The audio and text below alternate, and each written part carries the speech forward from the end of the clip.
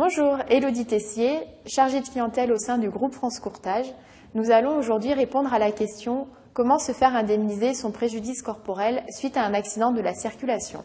Aujourd'hui en France, tout ce qui est autre que conducteur, c'est-à-dire par exemple les passagers, les piétons, les cyclistes, sont protégés par la loi Badinter. Grâce à cette loi, ces personnes vont pouvoir se faire indemniser de la totalité de leur préjudice corporel suite à un accident de la circulation, sauf cas exceptionnel.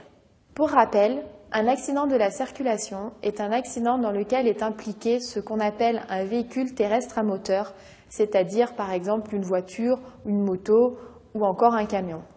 Après un accident, l'assureur du véhicule doit vous envoyer un dossier complet avec un questionnaire médical pour connaître l'étendue de vos dommages corporels. À la réception de ce dossier, vous avez un délai de 6 semaines pour le renvoyer avec les pièces demandées.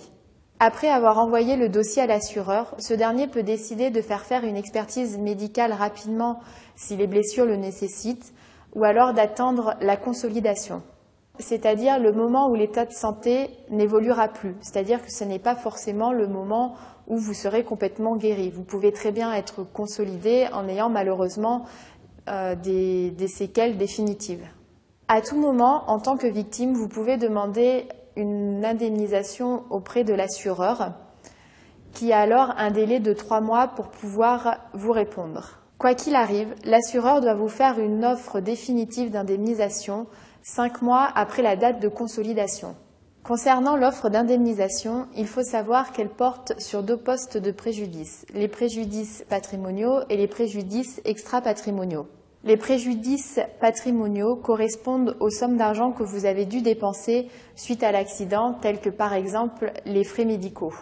Les préjudices extra-patrimoniaux, quant à eux, correspondent aux préjudices qui ne sont pas quantifiables en monnaie, donc par exemple les souffrances endurées ou le préjudice esthétique. Pour conclure, vous l'aurez compris, à partir du moment où vous êtes victime d'un accident de la circulation et que vous n'étiez pas conducteur d'un véhicule, votre préjudice corporel va être automatiquement indemnisé. Et voilà, vous en savez plus sur l'indemnisation du dommage corporel suite à un accident de la circulation.